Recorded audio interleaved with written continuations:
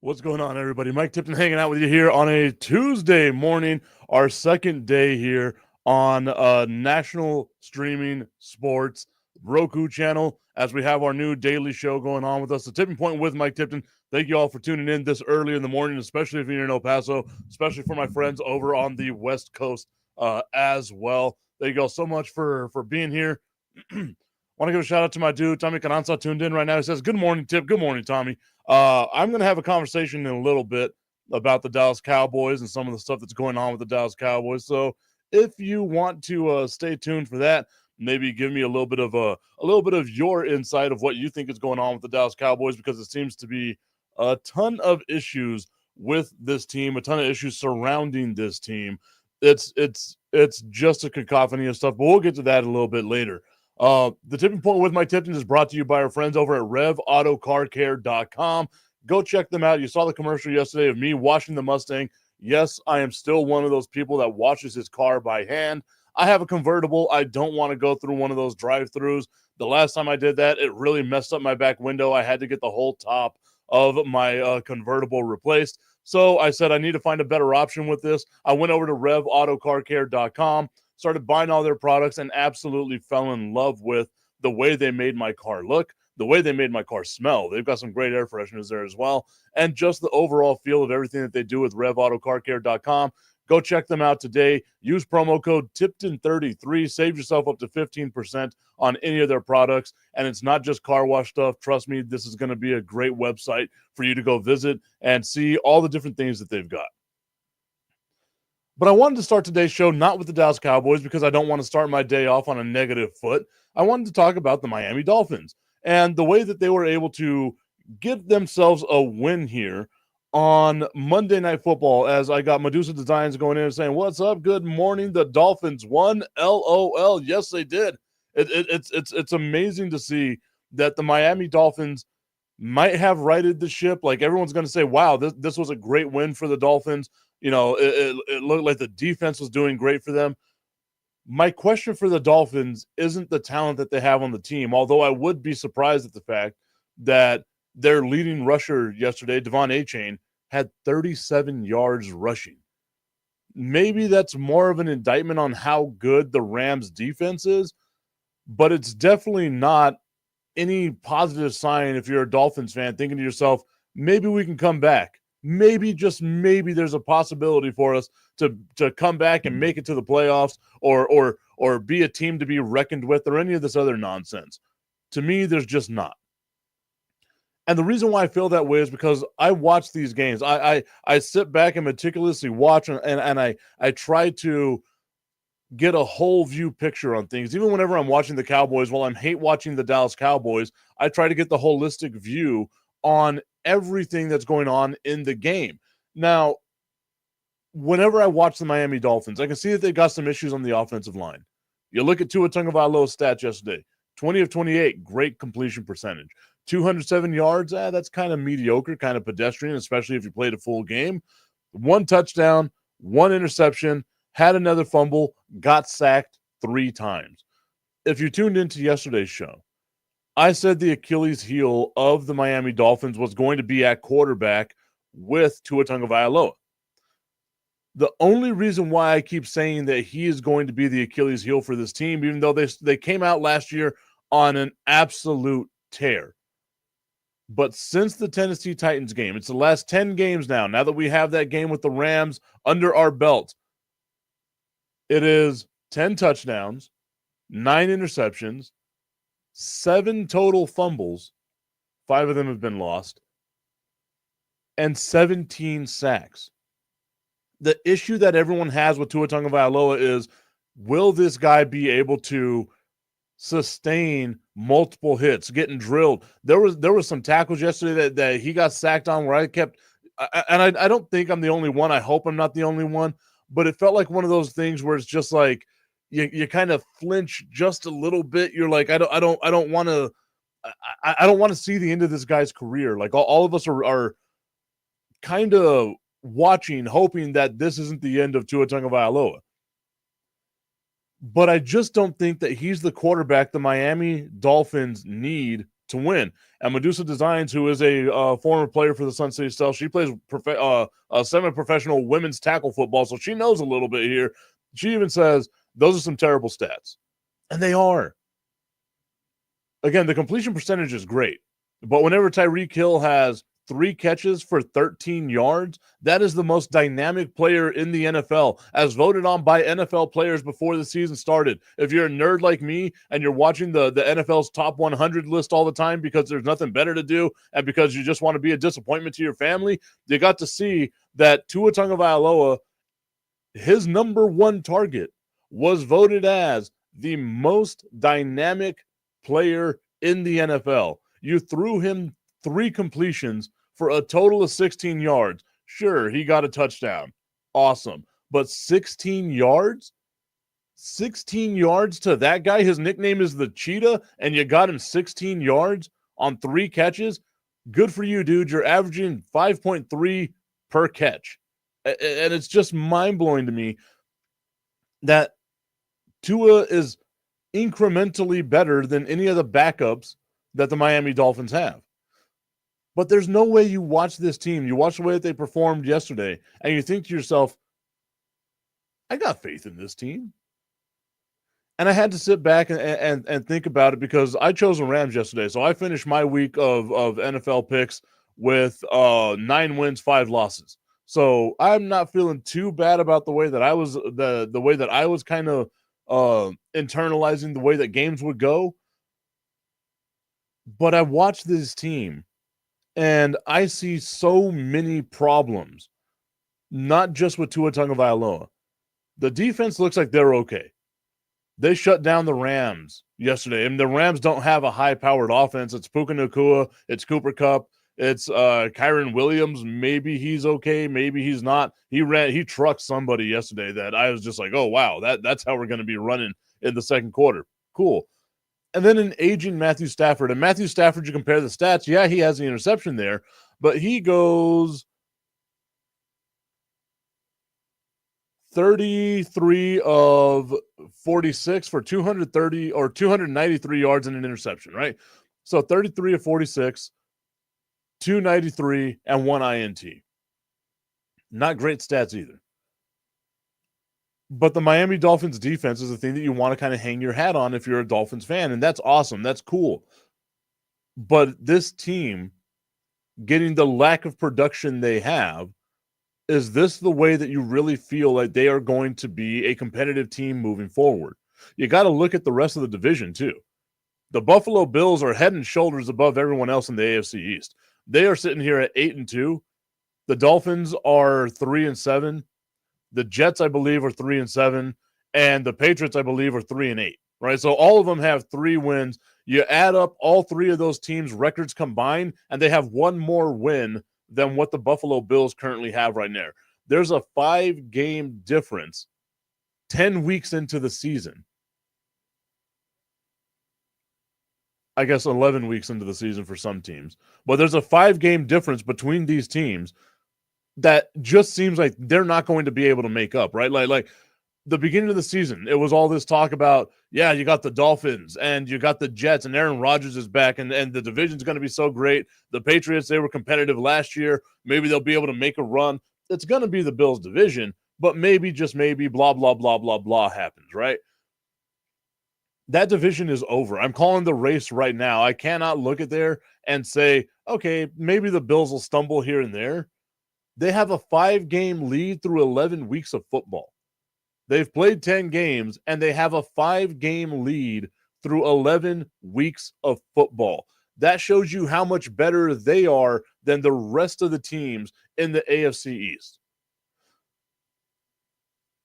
And then the question that I have, again, when it comes to the Miami Dolphins is quarterback. You have Jalen Waddle.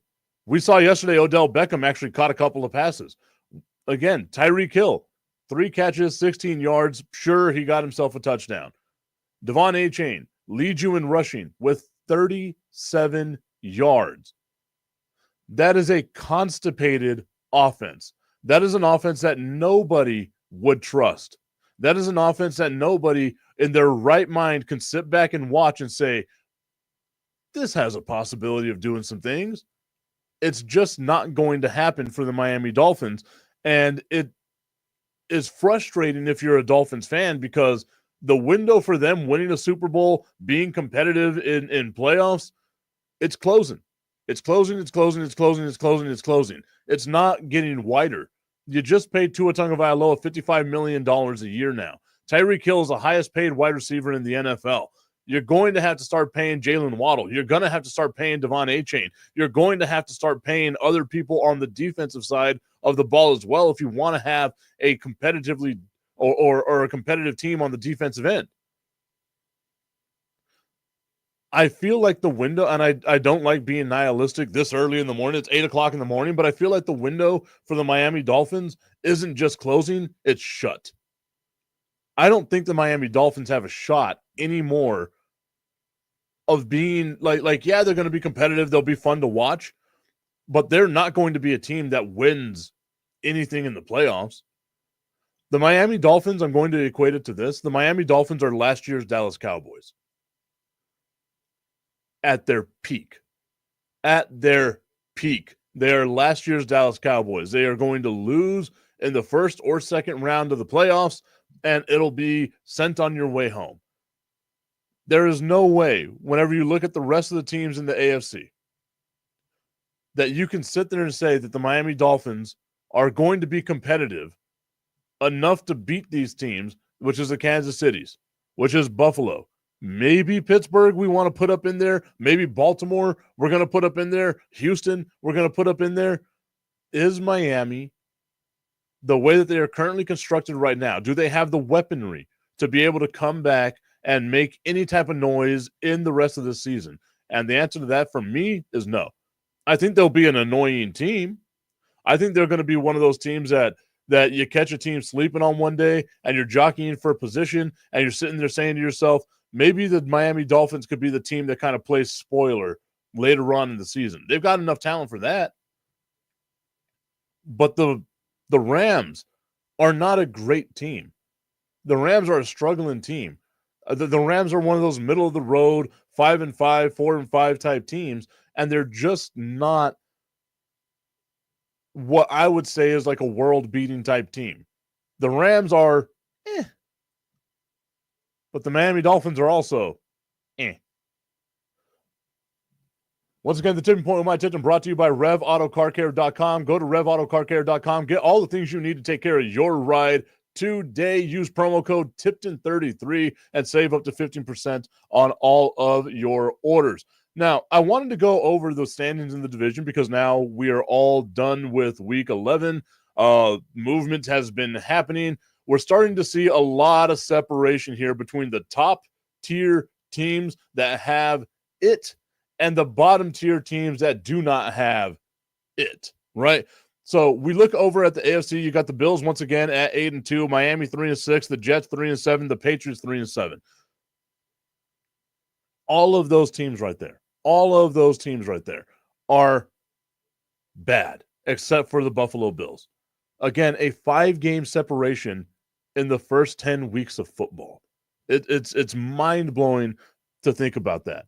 And the Bills are the only team with a positive scoring differential, and it's not even close. The Bills have a plus 97 scoring differential, which means all their opponents combined, they're outscoring them by 97 points total. The Miami Dolphins are in second place here with a negative 55 scoring differential. That just shows the difference between what Miami has and what Buffalo has. If you're paying attention to what I've been saying here, that's 157 point differential between what the Buffalo Bills are able to do and what the Miami Dolphins are able to do. Medusa Design saying she agrees with what's going on here. Linda McCarthy saying, good morning, Robert, watching on Roku, and the Dolphins need to make a coaching change. I don't know if I agree with that. I don't think it's a coaching change that I would go with if I'm the Miami Dolphins. Mike McDaniel is okay. I think Mike McDaniel is learning. Last year, he had that offense. Again, they scored 70 against the Denver Broncos, right? This was a team that we were looking at in the early part of last year, maybe even halfway through last year, as this is going to be a scary team. But then we started to see some of their flaws. They're not overwhelming on defense, They're not overwhelming on the offensive line. I think that's their biggest issue is the offensive line. I think you stick it through with McDaniel. Everyone's always quick to pull the trigger on head coaches. I think you stick it through with McDaniel, but you have to address the issues that you have. It's not sexy, right? I was talking yesterday on my Instagram page with a couple of people. I put up a video, and Dallas Cowboys fans are mad at me, even though I'm a Dallas Cowboys fan. I'm making fun of myself, guys. I am making fun of myself. But someone said on there, Jerry Jones is more than likely going to just draft an offensive lineman instead of a weapon that the Dallas Cowboys can use. And I'm not mad at that. I'm never mad at a team that drafts an offensive lineman because your offensive line keeps your quarterback up. The issue with the Miami Dolphins is Tua holding on to the ball too long. 10 games, 17 sacks. He's getting sacked almost 2 times a game. Yesterday, he got sacked 3 times, lost 37 yards. That's a hard thing to overcome. Luckily for them, they're playing the Rams, and the Rams aren't great. But it's not a coaching change that I think that they need in Miami. It's a talent change along the offensive line that I believe they need. Maybe you go out in free agency, you get some depth on that offensive line, and you help out Tua. You got to remember, it's not the left tackle that you need. It's the right tackle that you need because Tua is a left-handed quarterback. And if he's going to be your quarterback moving forward, then that means you got to protect him. You have to protect him, especially this guy because he has the concussion issues. You look at him, he runs, you wince a little bit, and you hope, oh my God, dude, just get down. He gets sacked. You do the same thing, like, oh no, is this the end? You got to protect Tua. It's not Mike McDaniel, at least not yet. It's only year 2 with Mike McDaniel. So maybe we hold on just a little bit before we start firing the head coach. Looking at the AFC North, though, the Pittsburgh Steelers 7-2, leading the division there. The Ravens 7-3, the Bengals 4-6, and the Browns are 2-7. The Browns already all out of it. We can close the door on the Browns, much like we can with the Pats and the Jets as well. And I'm going to go ahead and put it out there. We're closing the door on Miami. The AFC East winner is going to be the Buffalo Bills. I am saying that right now on November 12th of 2024. The Buffalo Bills are winning that division, and it's not even going to be close. The AFC North, though, this is going to be fun to watch because I still believe that the Bengals are a good team. They should be 5-5 right now, and the Ravens should be 6-4 right now. Shoulda, coulda, woulda. It's not. The reality is Pittsburgh is 7-2. The Ravens are 7-3, and it's going to come down to, I believe, those two teams. This is going to be fun to watch, and I hate saying that because I am not a Steelers fan. I'm an old school. I guess I can't even say old school. I'm an older Dallas Cowboys fan. Grew up watching this team in the late 80s and early 90s, so I remember the rivalries between the Cowboys and the Steelers.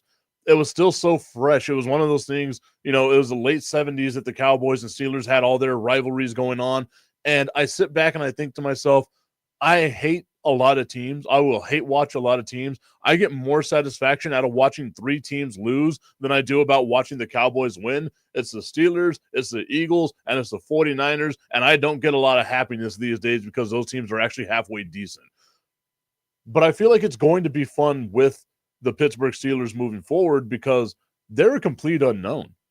They have a great defense. They have arguably the greatest player on defense with TJ Watt. And then you see that they got some talent on offense. And maybe it was we just need a decent game managing quarterback who can eventually and sometimes move the ball down the field. We've seen it. Russell Wilson, for somehow, some way, the only pass he can still complete is just a bomb down the field. Baltimore, though, has the scariest running game to me, along with Philadelphia, in the NFL, because Lamar Jackson is that guy. Lamar Jackson is 100% that dude, right? He's a 2-time MVP. We're talking about a guy who changes the game just by being out there. And now you've teamed him up with Derrick Henry. Tommy Cananza saying it's the 49ers, the Eagles, and Washington for him, the 3 teams that he loves to watch lose. Man, I am just it was Washington for me, Tommy, but they're so bad. Like they're just bad. So at least the last couple of decades, maybe once they get better, maybe once I take this team more seriously, especially with the amount of former Dallas Cowboys they have on their roster now, along with former coaches from the Dallas Cowboys they have on their roster now, maybe once they prove to me that they're better, maybe I'll start hate watching them again. But for me right now, it's just like, oh, look, they're cute. Right, it's like they were so bad for so long, and it's like, oh, look, they're aw. Like it's like just that pity, aw, right? But yeah, like to me, the Steelers or Ravens, that's going to be a fun thing to watch just because the matchups between those two teams are going to be epic. I don't feel like either team has such a great offense that they're going to be blowouts. I just feel like it's going to be a fun series to watch. Tommy going ahead and saying that he has family that are Washington fans. Oof, my guy. I don't know how you do it. I would start disowning people.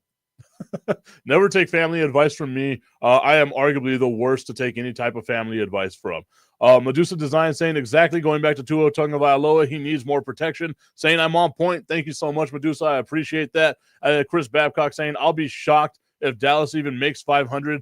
I said it yesterday. I'm going to say it again today. I do not want this team to win another game for the rest of the year. If they win games, I'm going to start being mad. I'm going to be like, I will be a belligerent, angry Dallas Cowboys fan when they start winning games because I do not want them to win games. And because that's my mindset right now, I guarantee they're going to rattle off like 8 straight just to spite me. It seems like the Dallas Cowboys do things just because they hate me. All right, everybody, we're going to take a quick break. Whenever we come back here on the Tipping Point with Mike Tipton, we are going to talk a little bit about a meltdown. I mentioned it a little earlier, Tommy. We're going there right now. We're going there right now. We're going to talk about Jerry Jones, the Dallas Cowboys, and some things that have been said in social media and in press conferences. Ugh, I hate that I love this team. We'll be right back.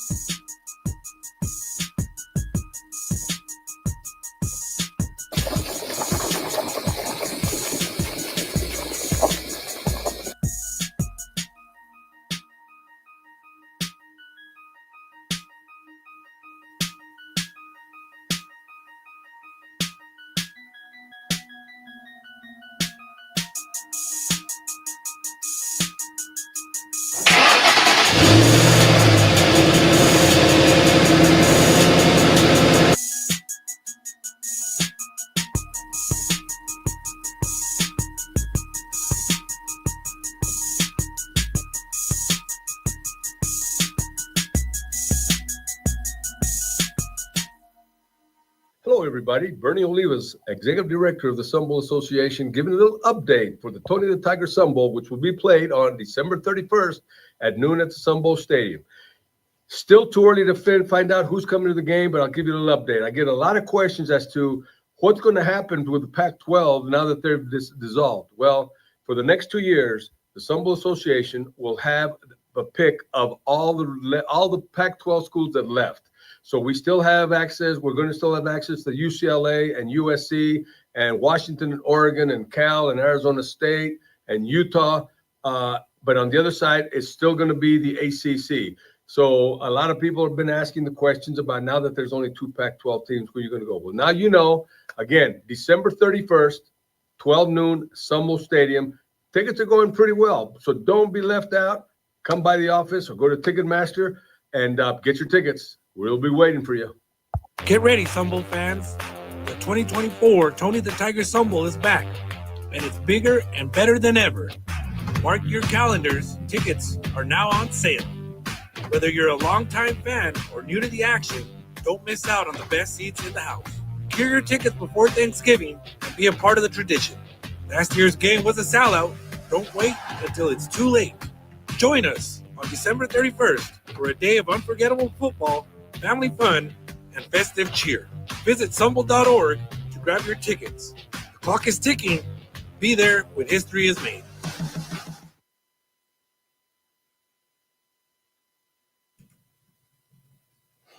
Welcome back, everybody, to the Tipping Point with Mike Tipton. We are live on YouTube. We are live on Facebook, on X, on Roku with national streaming sports as well. Thank you all so much for being a part of today's show. I spent the last segment railing on the Miami Dolphins. I didn't realize that I had this much pent-up frustration with the Miami Dolphins. Maybe it's because I'm left-handed. I love a left-handed quarterback. I just want to see more from Tua Tagovailoa. Maybe that's what it is, right?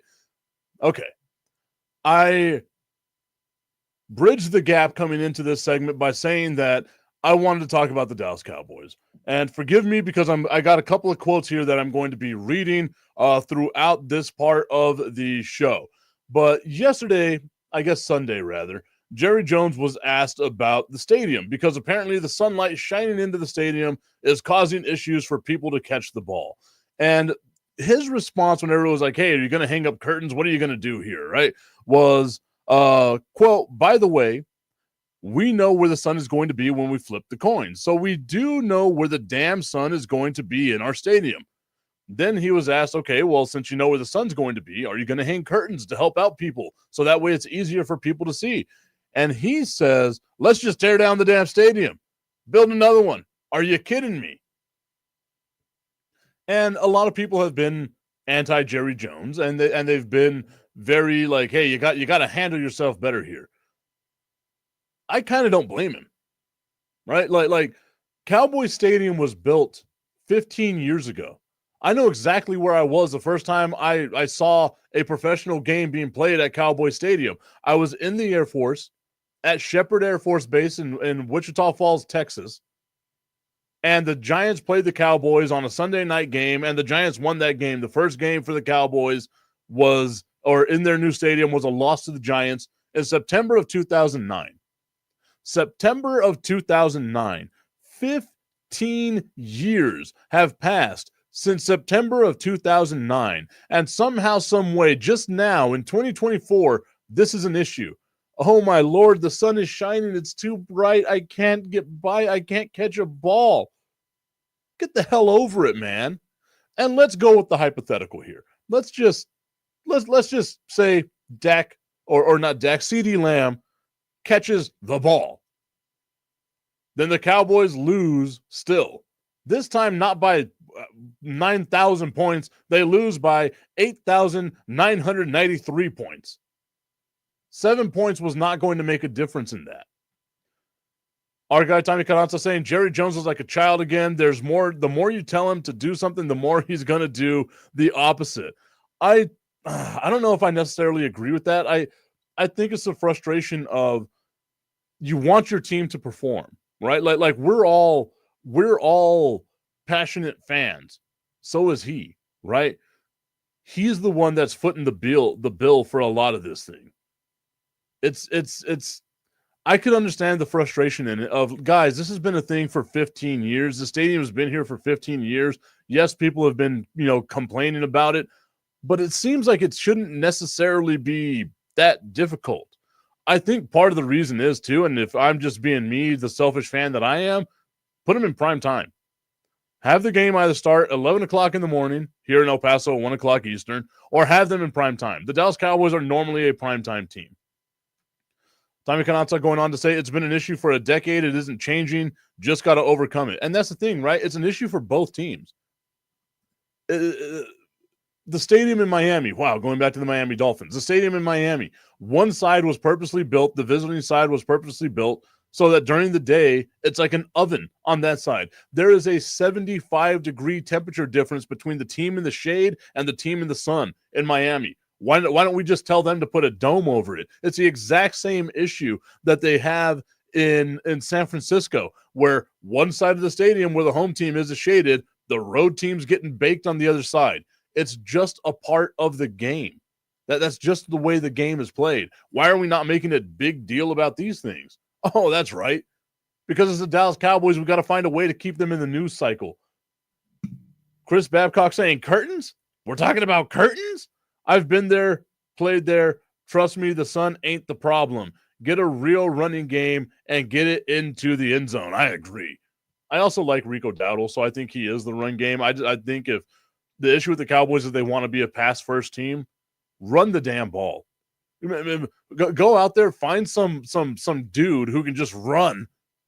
Where's Eddie Lacy? We need like fat guys. We need like a refrigerator Perry to be running the ball for the Dallas Cowboys. You got fat guys who aren't blocking that well. Get a fat guy that can make his own path. That's what I'm going for here. I want this. I need this now. We need to find a fat guy that can run. There's got to be an offensive lineman out there that can just hold on to the ball a little bit, right? Oh, man, I think I might have changed the game for the Dallas Cowboys. You don't have to break out, 50-yard runs each time. 4 yards at a time, baby. 4 yards and a pile of dust. That's what we're going to come down to for the Dallas Cowboys. Even if it's 3 yards, go for it each time. Unless you're around a 70-yard field goal and you want to kick it with Brandon Aubrey, I'm fine with that, just because it helps out my fantasy team. But again, I'm a selfish person. But my issue here is again, like this stadium's been around 15 years. There's other stadiums that have issues, right? Were the Dolphins complaining last year whenever they went into Arrowhead and they were like, we're a warm weather team and we have to go into Arrowhead and it's negative 37 degrees and people are getting frostbite on their nipples? No, because it's just a part of the damn game. The sun's going to be shining. What happens if, they put curtains on and Jerry opens a roof to the stadium? Oh, no, it's too hot. In Dallas, it's hot in the summertime. It's a stadium. Get the hell over it. Also, if you look at the pass, CeeDee Lamb was nowhere near catching that damn pass. Usa, we got to calm down. I'm too fired up this early in the morning. I haven't had any coffee. I haven't had anything to eat. I should probably go get something to eat. But instead, I'm here talking with y'all about the Dallas Cowboys, and the drama of the Dallas Cowboys continues. Micah Parsons was asked questions about Mike McCarthy. Is Mike McCarthy going to be the coach next year? What happens to this team? Blah, blah, blah. Reporters do a better job. I'm just saying, as some guy that I loathe press conferences, and it's because of dumb questions. Again, hey, Roku, not going to cuss. Sorry, I was so close. Almost did it. Not going to do it this early in the morning. But Micah Parsons was asked about the future of Mike McCarthy. Is he going to stay in Dallas? Is he not going to stay in Dallas? What happens to the team going forward? And he says that's above my pay grade. If Mike's coach again next year, Parsons said, all coaching aside, Mike can leave and go anywhere he wants. Guys I kind of feel bad for is like Zach Martin and guys who might be on their last year on their way out, because that's who I wanted to hold the trophy for. You want to win games and do great things for those types of legends who put in more time and work than Mike McCarthy ever did. So there are those are the kind of guys that I have so much sympathy and hurt for. I understand what Micah Parsons was saying here, right? Whenever he says that Mike McCarthy can leave and go anywhere he wants, what he means is they're going to hire coaches all over again. The window for a coach is so much longer than it is for a player. The players are the ones that are out there putting their body on the line. Chris Babcock, you can attest to it as someone who played semi-professional. Same thing with Medusa Designs. Y'all can attest to these things where you're putting your body out there on the line because it's the love you have for the game. And whenever the younger kids come in and they see the way that you are preparing for this game, they understand that they want to make sure you've put in your dues. You've bought your time. You have had your body hurting and broken for this team for a chance to win a silly little trophy, but that trophy means so damn much. And that's what he's talking about. The window for players is so much shorter than it is for coaching staffs and for coaches. And we've seen it. Mike McCarthy, given the way he left Green Bay, shouldn't have been hired in Dallas. And the way he is going to leave Dallas means he shouldn't be hired anywhere else. But you know what? He's going to be hired somewhere else because they get that second chance. You can coach well into your 70s like Pete Carroll and Bill Belichick did. Your window of time to play, I know Tom Brady distorted it for a lot of people, is not 45 years old. The average lifespan for an NFL player is 3 years. 3 years and you're done. So whenever you survive that longer amount of time, you survive and you've paid your dues and you've done all those things. The young kids want the old head to win the trophy, especially if the old head's never won it. That's what he's talking about there. For people like Stephen A. Smith, and I love me some Stephen A. Smith. Those of you that know my background know I worked at ESPN's corporate headquarters. I did a couple of things there with the radio department, and Stephen A. was a part of the radio department there. I love Stephen A. Smith. I get the show that he's doing. But for people to not understand where Micah Parsons is coming from, it's not this whole you've never played the game before, because hell, I never played it at a level like that. But I understand the game. I understand what he's trying to say. I'm not using it as some sort of fodder to put on out there and say, oh, look at this. Micah Parsons doesn't care about Mike McCarthy. How is this going to be a thing now? How are they going to be able to survive?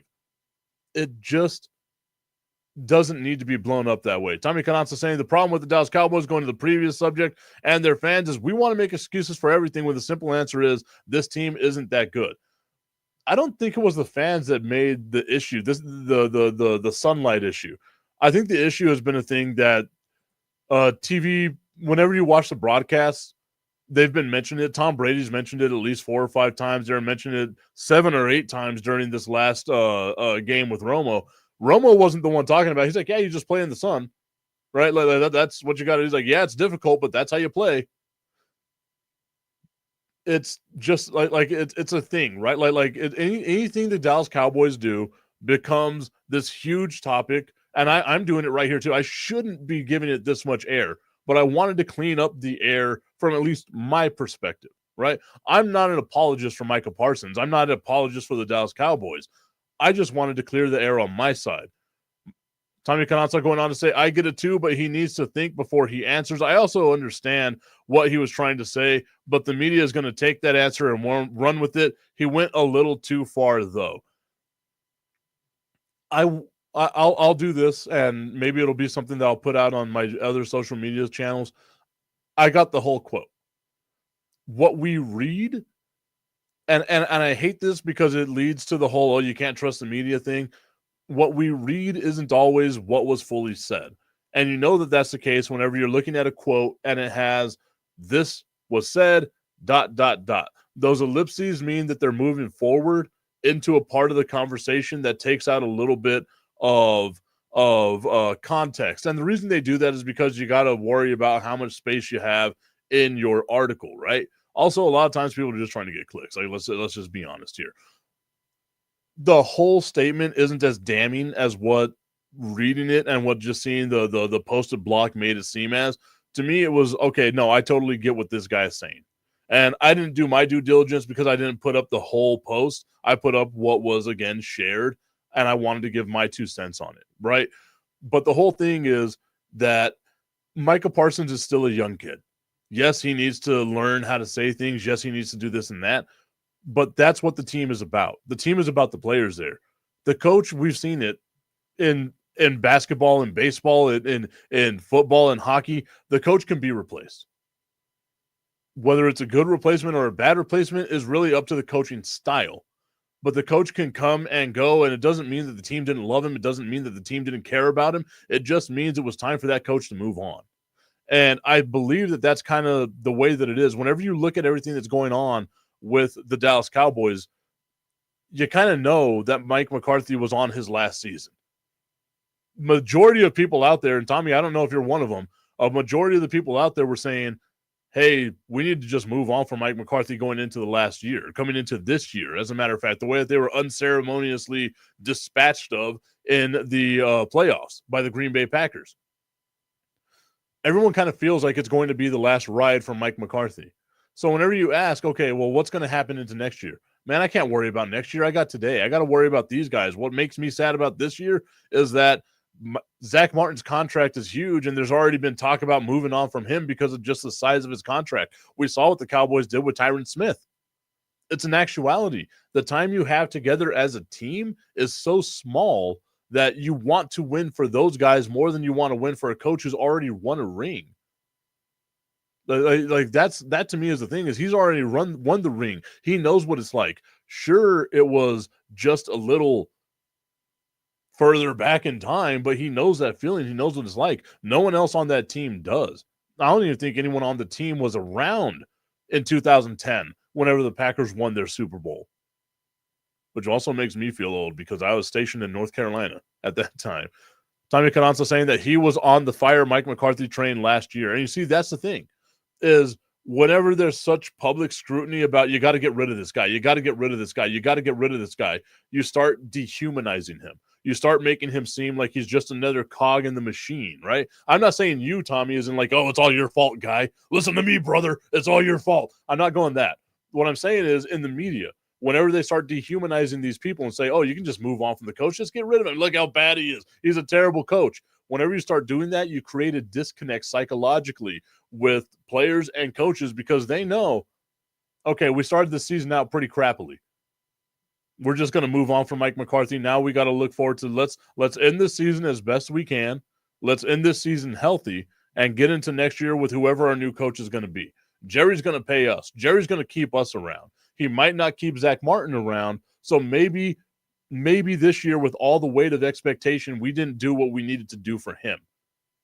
I think that's what the overall message was. And dude, I feel like I shouldn't be the apologist. I feel like Micah Parsons should be able to say it that way.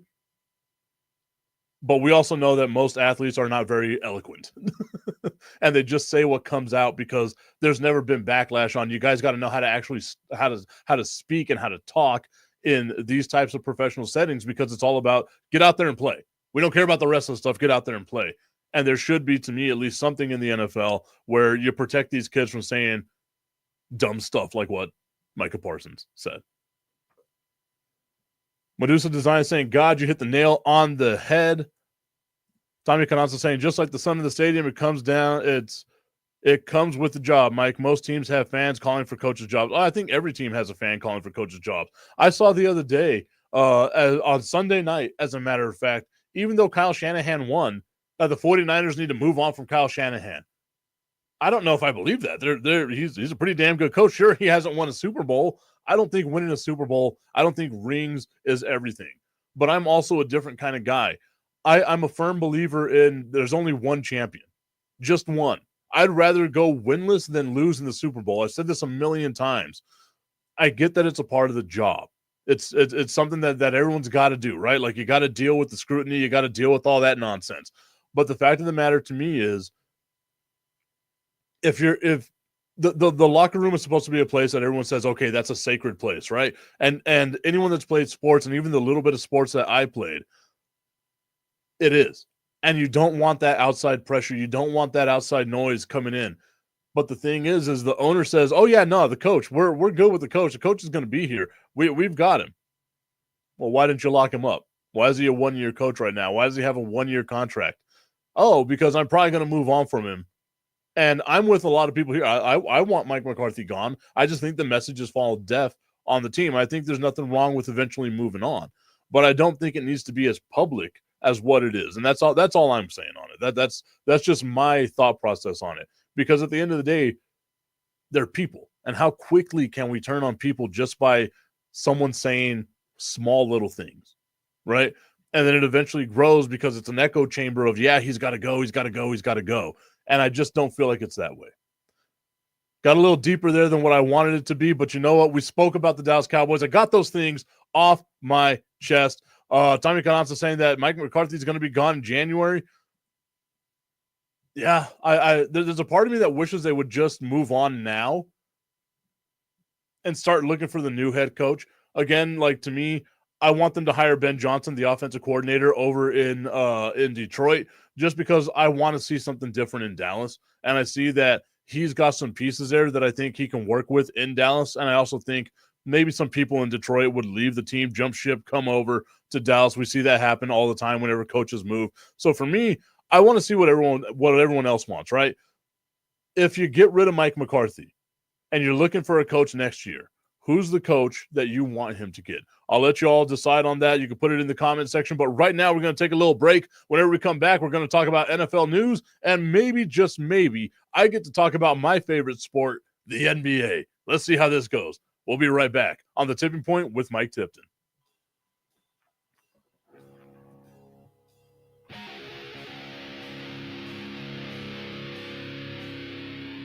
What's up, everybody? Mike Tipton here on a Sunday afternoon, about to enjoy the Dallas Cowboys taking on the San Francisco 49ers.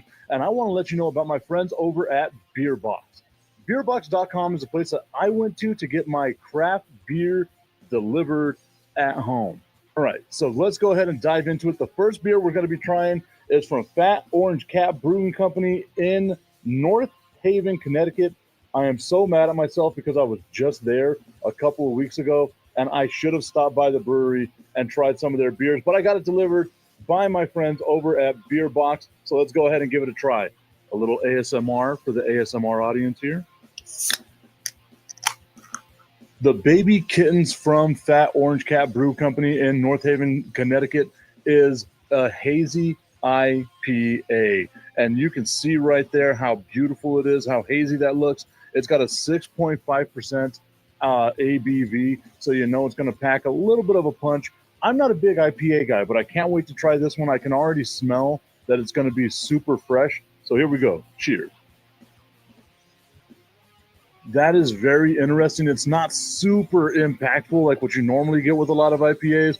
I think I might be a fan. I think a hazy IPA might be the way that I'm going to start going in the future. There you have it. The Baby Kittens from Fat Orange Cat Brewing Company in North Haven, Connecticut.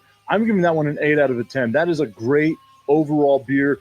So the next beer we have is going to be the Greenhouse Pilsner from Evil Twin Brewing Company in Ridgewood, New York. This is a Pilsner. It's got a 5% alcohol ABV on it, but you can see here an absolutely beautiful can. I love the artwork on that. That thing is absolutely gorgeous. I can't wait to try this one. Here we go again for the ASMR audience. Oh, that was good. Look at that thing of beauty right there from the Evil Twin Brewing Company in Ridgewood, New York. This Greenhouse Pilsner, look how beautiful that beer is right there. Here we go. Bottoms up. Cheers, everybody.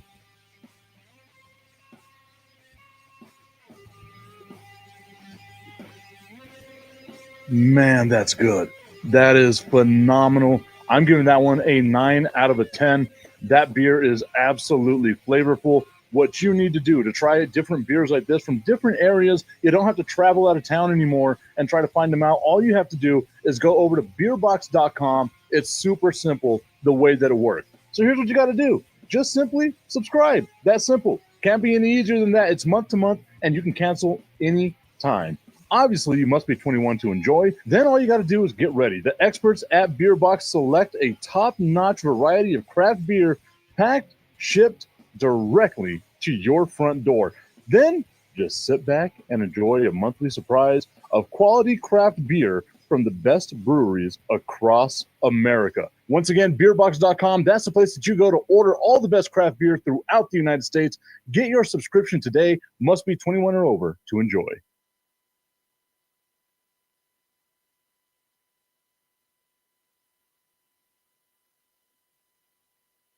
Welcome back to the Tipping Point with Mike Tipton right here on Roku, National Streaming Sports, their app on Roku. We are live on YouTube. We're live on Twitter. We are live on Facebook. We are all over the place. It's not Twitter anymore. It's X. Maybe I need to get my my mind right and remember what these things are.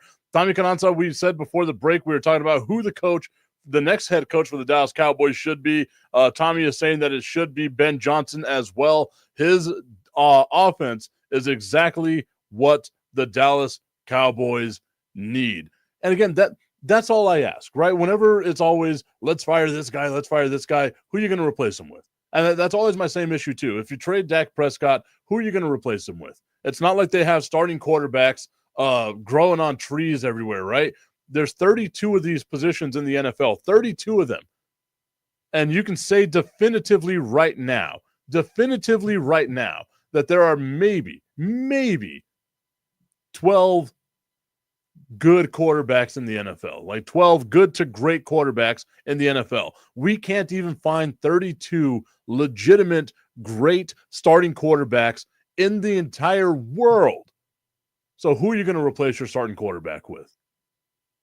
That's always my mindset. Tommy Canazza going on to say that he also has a feeling that Jerry Jones wants Bill Belichick. He's more interested in selling tickets. Bill is a bigger name with 6 Super Bowls. That's how Jerry thinks. I don't think that that's necessarily going to be the case. The Dallas Cowboys can hire me and you as their head coach, and you know what would happen? They'd still sell tickets. You know why? They're the Dallas Cowboys. It's really that simple, man. Like, even whenever they're terrible. Look at this season. Look at that game this past week. They are a garbage team, and yet somehow, some way, that stadium's always sold out. Why? Because we love going to that stadium. I've been to that stadium more times than what I would like to admit to because I'm giving Jerry Jones my money. But I love going to that stadium. I love the atmosphere there. I love, being around my fellow Cowboys fans. No matter how bad this team is, that stadium's going to be sold out. It's not the same thing like what we have here in El Paso with the University of Texas El Paso trying to get people to fill up that stadium. The Cowboys are always going to have people there to fill up that stadium. And the best part about it is, even whenever it's not Cowboys fans, if the Cowboys fans are selling their tickets, we've seen it. We saw it in the playoffs. You'll have a bunch of other fans from other teams going because they'll just travel to the Cowboys Stadium to make it all loud. So I don't think it's necessarily the name that he wants. I also don't think Jerry Jones is willing to concede any of the power that it would take to get Bill Belichick into the team. Also, I don't know if I want to get Bill Belichick as my head coach. We've seen what he is without Tom Brady. And that to me is going to be the biggest issue, right? It's still so fresh with people that maybe, just maybe, the NFL's like, the players in the NFL are like, yeah, we saw you win a lot, but it wasn't without Tom Brady. That might be the thing there. All right, so I want to talk a little bit about the NBA. I haven't had a chance to do this. The NBA season has been going on right now. The Cleveland Cavaliers, off to the best start since 2015, 2016. They are 12-0 right now. That's a matching record that they get with the Golden State Warriors, the 2015-2016 Golden State Warriors. But that's not the team I want to talk about. I want to talk about the San Antonio Spurs. This team last year was a dumpster fire. Everyone was saying fire Greg Popovich. Is too old. It's time to move on. I get that he hasn't been coaching, and I hope that he gets better soon. But I look at this team with the San Antonio Spurs, and man, I am excited if I'm a Spurs fan, which I am, about what the future can hold. Yesterday, the Spurs get themselves their 5th win of the season. They're now 5-6 on the season. It took them forever to get 5 wins last year. So yes, I'm happy about this right now. But Victor Wembanyama, 34 points, 14 rebounds, 6 assists, 3 blocks, and it's only his 82nd game. This is now a full season that Victor Wembanyama has played. And he becomes the 6th player in league history to get 1,700 points, 800 rebounds, 300 assists in his first 82 games. The names on this list are Oscar Robinson, Kareem Abdul-Jabbar, Sidney Wicks, Blake Griffin, and Larry Bird. Victor Wembanyama is in the same sentence with Larry Bird, Oscar Robertson, and Kareem Abdul-Jabbar. And that is absolutely mind-blowing to me. The other day, his stat line was 24 points, 17 rebounds, 7 blocks, and 6 threes made. It is insane to me that you look at what Victor Wembanyama is doing, and he's only in now his first complete season of games is played. It's now just his 2nd year. What the NBA is going to look like once this guy decides that once he gets where he should be. I was worried as a Spurs fan because I don't like guys that are that tall, that are that thin, because I always feel like there's going to be some sort of injury coming. I'm not saying there won't be to Victor Wembanyama. I hope that there's not. I'm knocking on wood, doing everything I can, hoping that he does not get hurt. But whenever I look at what this kid can do, I am just mind blown on this. And you look at what else is going on in the NBA, where LeBron James is still leading the LA Lakers at 40 years old. He's an old man now, leading the LA Lakers, averaging close to a triple-double again in another season where he even played with his son a couple of days ago. That's how old LeBron James is. And then you look around and you see the parity in the NBA, where the Cleveland Cavaliers are the best team in the Eastern Conference. You got the Dallas Mavericks, as Tommy Cananza is saying right now, they're 5-5. He doesn't want to talk about it. He can't wait till the Spurs and Mavs have a rivalry again. That's going to be great. Luka versus Wemby, that's going to be a ton of fun. I am excited, and I cannot wait to start talking more about the NBA. Anyone that knows me knows I love basketball more than I love football, and that's sacrilege in the state of Texas, but that's just the way that I am. I was born on Jordan's birthday in his rookie year, and my first name is Michael. I had to gravitate towards basketball. Just not as good. Not as good. You know, Jordan, here, me, like about right there. You know, we're almost there. I got that nice, pretty shot, though. I will say that. That's the only thing I got is a nice, pretty shot. Okay, everyone. That's enough of me and my silliness. I want to thank you all so much for tuning in to today's show. Remember, we are live on Roku every Monday through Thursday, 8 o'clock in the morning, Eastern Mountain Time, 10 o'clock Eastern Time. We're going to be live on Facebook, YouTube, and X as well. Everyone, I want to thank you so much for tuning into today's show, and we will see you tomorrow.